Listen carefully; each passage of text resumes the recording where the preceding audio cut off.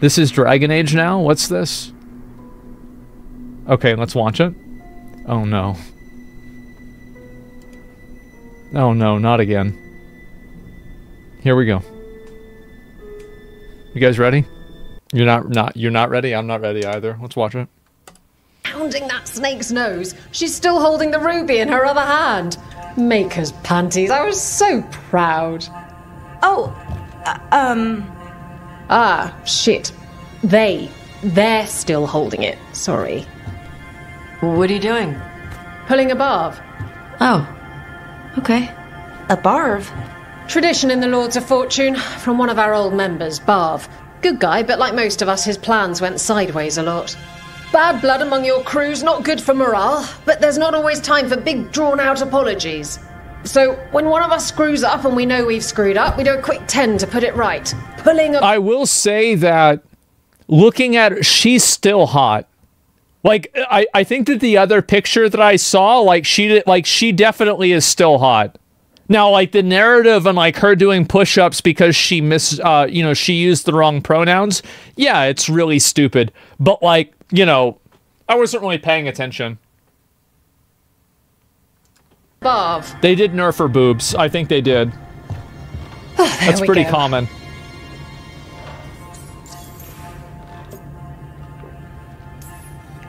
That's very open-minded. The Lords of Fortune have Tarsh's back. Oh, Tarsh isn't the first non-binary member of the Lords. Really? It was a little before your time, but Horlicks was one of ours. Huh. Bastard looked better than I did in a dress or pants. And out of them, too. I hate to say it, but bastard is a gendered term, and it's referring to men. I think she needs to do 10 more push-ups. Yeah. A female can be a bastard? I really don't know.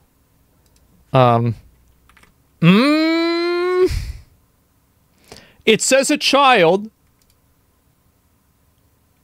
To be fair, if I look at this on Google, it does say that it could be anybody. This is what Google is saying. I do have to say also, I have never heard the word bastard used on a person who's not a male. Is bastard general specific? No, it's not. Okay. That's crazy. I've never heard anybody use this for a female ever in my life. That's nuts. Any reason you can't just apologize? Have you guys? Sometimes people say, oops, sorry, and hope that fixes it. But they just want to get the whole thing over with. Trust me, I know. But pulling a barf, you sweat a little. Makes you think about it a little more. Shows the other person you mean it. What if they mean it when they say they're sorry, though? And that's the other reason. Some people mess up and get all dramatic. They make it about them. Oh, you know, I didn't mean it right. I'd never do that on purpose. They feel so bad about it that it's on everyone else to smooth it over and make them feel better. Oh, okay. Yes, some people might do that. Pulling a barv puts it on the person who screwed up. They made the mess, they fix it, done. I cannot wait for tomorrow.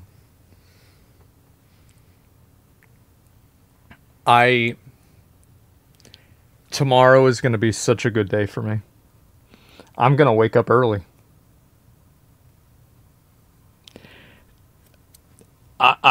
Is this a struggle session? Yeah. This is crazy.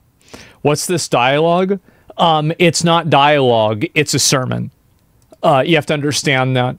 I don't know what to say. It's just kind of weird. Primo content. Yeah, I'm excited, man. I am really excited. It's indoctrination. Yeah, very, very patronizing. Super patronizing. Is it fake? I mean, I hope that it's fake, but who knows? The player's being talked down to at every opportunity. Of course it is, right? So these people think they're better than you. Absolutely. A bastard, strictly speaking, is child born out of wedlock, so a female can be a bastard. Yeah, when it's used as an insult, it generally applies to men. Women may be called a bitch. Yeah, I mean, you know what? That's actually kind of true. Yeah, no, you're right. And she was using it as kind of a bit of an insult. Yeah. So, wait, so then I was right. That's crazy. Well, I don't know what to say. Playful insult? I guess so. Yeah, not really. I don't know. Bitch is a female dog? No, I think bitch and bastard are pretty much the same thing for different genders. That's generally what I would say. But either way, this game is going to be fucking ridiculous. It's just, this is Dragon Age now? Yeah, I guess. I wonder, like, this is what's really weird to me about this, is that I wonder, like, who is this for? Like, why are you writing these stories and writing them in this way that's, like, this patronizing and, like, just, like, virtue signaling? I feel like if I was a non-binary person, I wouldn't want to see my representation in a game to be so ham-fisted. And I think that's really what the problem is with a lot of this, is that I think that there are good games that handle, like, you know, we just got done talking about, like, Metaphor and, like, how it handles racism, for example. And if you look at there's a degree of, like, sophistication and respect that's given to the user where not everything needs to be directly spelled out and things can be implied, and there's, like, an overarching theory, or, like, not theory, but, like, figure of virtue that things are built around, that this type of racism or bad behavior is not part of, so it's categorically bad. But I think with a lot of these stories that they do now, they don't really know how to write these characters or do any sort of representation in a way that doesn't feel like it's massively performative. And I think that it's done a lot of damage to the people that are actually part of these protected groups, right? Whether they're non-binary. And I don't want to argue, is non-binary real or not. I'm not going to argue with you guys about that. I don't want to have a fucking debate about this. The point is that if you are a person who thinks that you're non-binary, whether you are or not, I think this is a bad form of representation. I do. I think it's a very Pounding that snake's nose. It's a bad form of representation that is extremely one-dimensional, patronizing, and tokeny. And I think it happens with, like, females. I think it happens with gay characters. It happens with trans characters.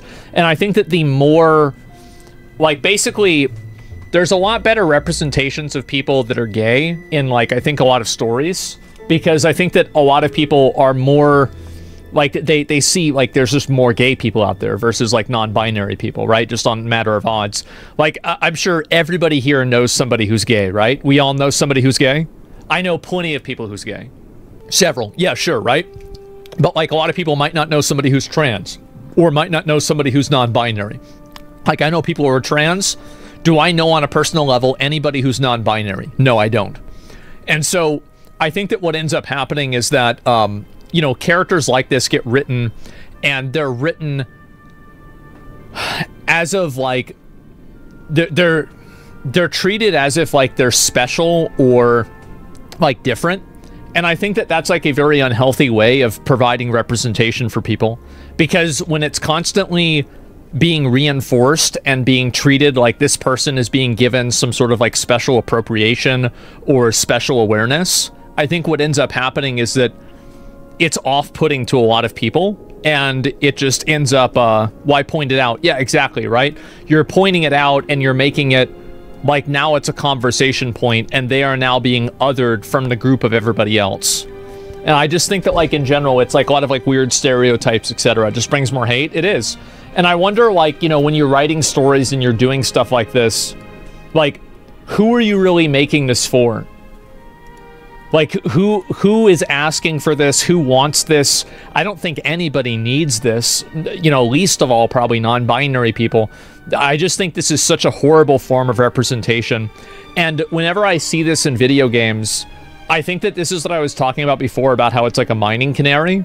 Because if you can't incorporate diversity and you know, like, any sort of, like, you know, inclusion into your game in a authentic and a mature way, what you get out of it is this. You get stories and you know, sequences like this. And I think that if you can't do that in a mature way, you probably can't tell the rest of the story in a mature way either. Straight up. So I think that's what's happening. And I think that's why a lot of the people have, like, games that are, like, in like, you know, quotes, like, woke or something like that. The problem is not necessarily that they're woke, it's that they are performatively woke, and in being performatively woke, a lot of those games are actually of low quality. That's, I think, what the big difference is. And I think that's why people have, like, such a negative perception of it. It's bad storytelling. It is. I'm a millennial, and I feel like great writers out there are starving. I don't know how people like this. Like, I don't know how something like this gets past. So this is the reason why I think stuff like this makes it into the game.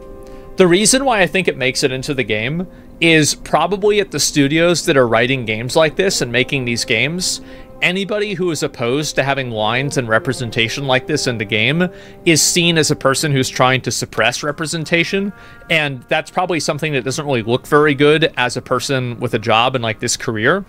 And so, or like this industry. So people don't want to speak out against it. So it's like, it creates like that, you know, like, again, like self-censorship, like chilling effect, where nobody wants to call out tokenism. Nobody wants to call out bad or patronizing representation because they're afraid of being labeled as a bigot or some form of, like, a bad person. It's a clear career-limiting move. Yeah, exactly. It's toxic positivity. It's unironic toxic positivity. I think that's how this stuff manifests into games. I don't really know this. I'm guessing. But that's just what I think happens. The answer is simple. It's a Sweet Baby game. No. I don't think that's true. I think Sweet Baby is it's a great scapegoat. Great scapegoat. But at the same time, Sweet Baby didn't just show up and break into the building and say, make him gay. They were invited in, paid to be there, and invited with open arms. So don't blame Sweet Baby. It's the developers and those people that are making the games, and they're writing the stories. Of course, I'm not saying Sweet Baby's great. I'm not saying that at all. But I'm saying that, like, you can't just blame everything on them. That's not what's happening. It's obvious that's not what's happening. So yeah, it's horrible writing for a dark fantasy game. Who would want to play this shit? I can't wait for Asmongold to suffer from our enjoyment. Yeah, I know. It's going to be great. We're under the impression it's not dark fantasy game anymore since it didn't want to include the darker elements like spells and whatnot from the previous games. Yeah, well, we'll see what happens. I'll play it and I'll figure it out for myself. I truly hope this game fails as horribly as Concord. I think that this game will sell pretty well. Like, Dragon Age will sell pretty well. It's got a great IP behind it. A lot of people are talking about the game. I think that this Dragon Age game is going to have a Starfield or Star Wars Outlaws, like, kind of reception. Where it's like the game comes out and a lot of people are, like, talking about how bad it is. But a lot of people bought Star Wars Outlaws. Not as many as Ubisoft hoped that they would buy it, but still there were a lot of people that bought it. And same thing with Starfield, right? A lot of people purchased it. I think this is going to be very much similar to that. I guess we'll see tomorrow, though. You have woke idiots in leadership positions writing fan fiction, passing it off as canon. That's why Firewalk Studios is closed. Ubisoft is next. BioWare is going to make it Mass Effect 5. I don't know if they're going to make it to another game if this is really badly well received. Will be a busy day of reactions for that game. Yep. I recommend Skill Up's review video. And this is what's really funny about it, is that from everything that I saw from Dragon Age, I don't even think that gender politics is going to be in the top 10 problems for the game. It's the same thing I said about Assassin's Creed. Starfield had good marketing. Yeah, because it had a bunch of journalists saying it was a 10 out of 10 game. Choose a non-binary character. I might do that. I don't really know. I might just go with the traditional, you know, like white male heterosexual, you know, knight with a longsword. You know, we'll probably go with that, but we'll see what happens.